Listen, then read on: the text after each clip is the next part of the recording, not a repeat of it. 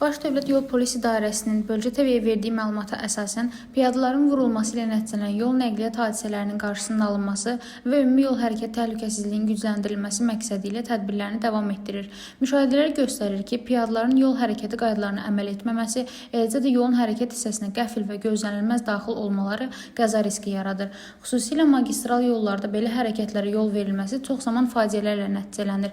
Bu baxımdan piyadaların intizamlı davranışı və qaydalara ciddi riayət etməsi həyata əhəmiyyət kəsb edir. Bütün bunlar nəzərə alınaraq Baş Dövlət Yol Polis İdarəsi tərəfindən mütəmadi olaraq profilaktik tədbirlər həyata keçirilir. Eyni zamanda yol hərəkəti qaydalarını pozaraq sürücülər üçün təhlükə yaradan piyadalar inzibati məsuliyyətə cəlb edilirlər. Baş Dövlət Yol Polis İdarəsi bir daha xatırladır ki, yol hərəkəti qaydalarının pozulması nəinki qanunvericiliklə məsuliyyət yaradır, həm də insanların həyatı təhlükə altına qoyur. Hər bir hərəkət iştirakçısından tələb olunur ki, yollarda intizamlı olsun və qaydalara ciddi riayət etsin. Rəna Rövşənqızı, BTV.